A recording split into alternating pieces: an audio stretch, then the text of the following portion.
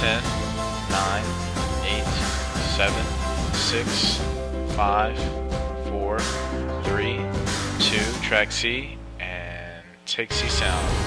Yeah, they're on REM 2. Working for you. CBS 6 News at noon starts now. Whoa, they can't hear you?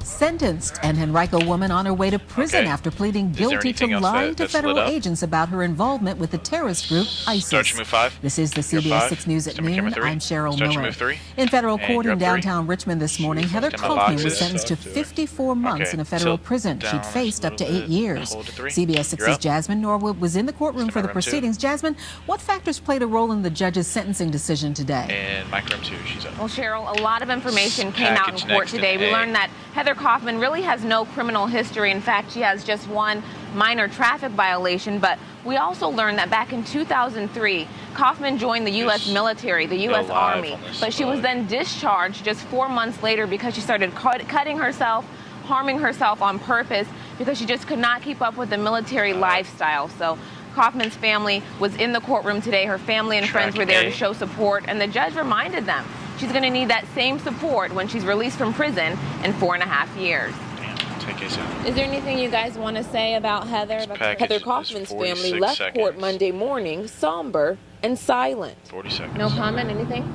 Kaufman was sentenced to 54 months in federal prison for lying to FBI agents. Normally it's a 5-year maximum, this particular charge that she's pled guilty to, but if it's involving terrorism or something, foreign to the U.S. that's a threat, then it's an 8-year maximum. Kaufman eventually admitted to using Facebook to recruit people here in the United States to go to Syria and fight for ISIS. Kaufman's attorney argued that she was brainwashed and naive. Judge John Gibney says agreeing with ISIS is not against the law. But Kaufman crossed the line by recruiting fighters and lying to federal agents. Mike room 2, she's up.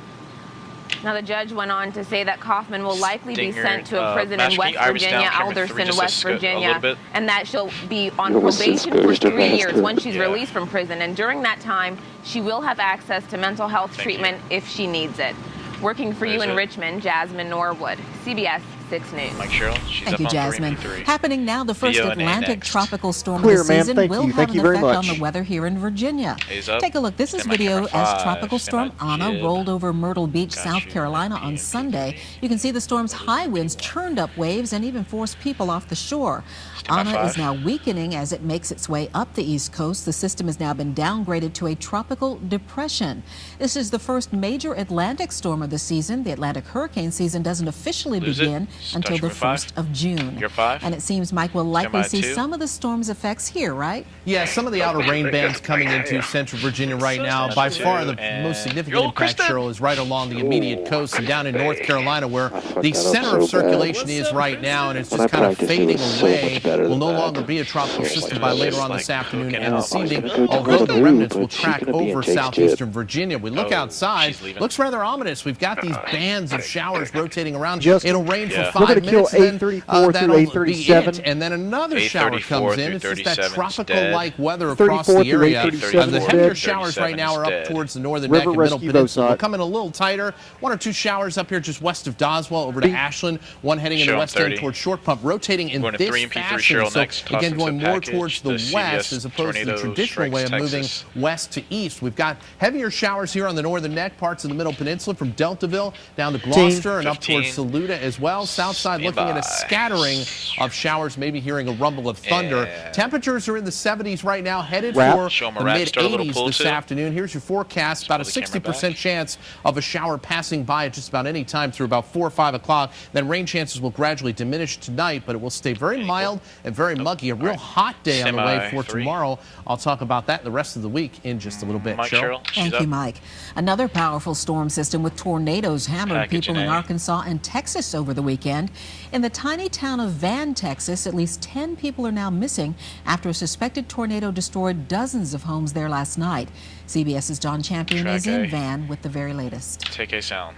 The devastation stretches for blocks in the town of Van, Texas. People here spent the morning salvaging what they could. Authorities say a tornado damaged about 1/3 of the homes here, scattering debris everywhere.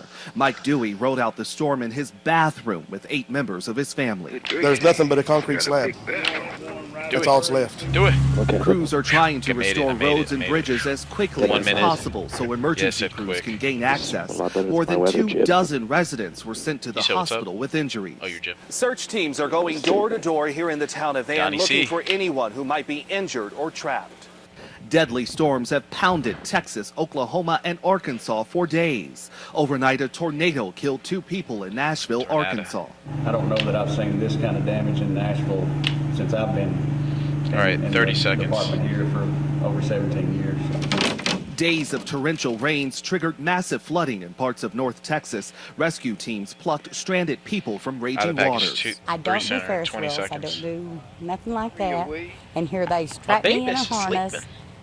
And we're spinning, and all I could see was colors. 10 seconds. Forecasters expect the rain to let up in North Texas today, but the wet weather could return later in the week. Don Champion, CBS News, Van, Texas. Mike, she's up on 3. Authorities hope the unaccounted for people in Van, Texas will turn up in other locations. And she's up. Here at home, still no word on what sparked an early morning house fire in the Quinton area of New Kent County. CBS 6's Jake Burns is here with an update on where the flames started and why firefighters had to call in backup. Jake? Well, sure, I'm told the flames were so big that when crews got there, they were jumping out the roof. Firefighters say it appears that most of the damage is to the second floor of the house, not far from where the homeowner was sleeping. Now, you're looking at video we shot this morning on Point Drive in New Kent. The homeowner called 911 as soon as he saw the flames, and then he rushed out of the house with his 2 dogs. Now, you can see from that flame video right there, the fire burned for quite some time. This video was actually shot about an hour after crews got there. Because of how large the fire was, crews from Henrico and West Point were called to assist New Kent. The second floor of the house almost completely destroyed. Right now, fire marshals are still working to determine the exact cause of this blaze, and it might be surprising after seeing the damage that was done, but thankfully firefighters say no one was hurt. Cheryl? Thank you, Jake, for that update. An Ashland teen is safe at home after disappearing for a week. Police tell us Elizabeth Purvis returned on her own last night. Officers issued a runaway juvenile alert for the 17-year-old after she left home last Tuesday. Investigators say foul play was not involved, and they do want to thank the public for helping to try to locate the teen.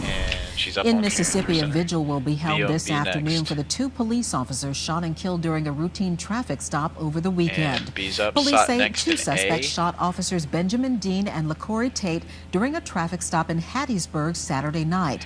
Dean was a canine officer, a husband, and a father of 2. The 25-year-old Tate graduated from the police academy just last June.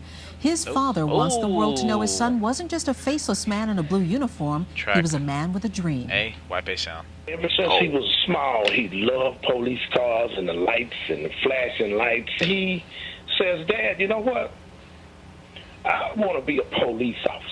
And he had this enthusiasm and this fire in his soul. Mike Q. Police have arrested and charged 4 people in the case. Marvin Banks and Joni Calloway facing 2 counts of capital murder. Banks' brother Curtis and Cornelius Clark are facing accessory charges. In a CBS 6 special investigation, a drug epidemic is hitting our schools and our community, and it's killing some of our children. According to Virginia's chief medical examiner, 3,000 people in the Commonwealth have died over the past 5 years of drug overdoses. In many cases, those overdose deaths are being linked to heroin. Heroin, they say, is cheap, it's potent, and according to the state's attorney general, heroin is a problem in the inner cities and in the affluent suburbs all across the state. Tonight on the CBS 6 News at 11, we'll introduce you to some parents who are fighting back, some to save the lives of their own children, others to prevent another family from having to bury someone they love. White Bay Sound. Look at his last name. Come up and join the fight before you become part of the fight. Abu Baker. You may pay the price just like I did. Mike Q. Be sure to watch this important investigation from our Tracy Sears tonight on the CBS 6 News at 11. Developing now, Virginia State Troopers investigating an early morning accident in Chesterfield. Around 2:30 this morning, state police found this car upside down on the Chippenham Parkway between Hull Street and Belmont Road. Our CBS 6 videographer at the scene says amazingly, the car's driver crawled out of the wreck unharmed. No word yet on what caused the single vehicle accident. New at noon, an electric car maker is setting up shop here in the Commonwealth. The Virginian Pilot reporting that Tesla Motors plans to build its first supercharging station in Hampton Roads. A supercharging station is like a gas station for electric cars. It can recharge a depleted car battery in less than an hour. The company recently submitted plans for a plant at the Janif Shopping Center near the I-64-264 interchange. No word on when that charging station will be built or ready for use. Well, CBS 6 could make you a very big winner tomorrow morning when a $1,200 Walmart gift card is up for grabs. The person whose name was called this morning didn't call in, so today's $600 rolls over and is added to tomorrow's prize. You can register to try to win online at WTBR.com, and be sure to tune in tomorrow during CBS 6 This Morning between 6:30 and 6:40 to see if it's your name that's called. Don't want to miss that. Well, beginning of the end, the convicted Boston bomber could soon learn if he faces life in prison or the death penalty. The surprise witness the defense brought to speak on behalf of Dzhokhar Tsarnaev. Plus, lasting impact, the effects of concussions being proven to be an even bigger problem off the field. How a shot to the head could also hurt an athlete's grades, the results of a new study. Roll to break, black.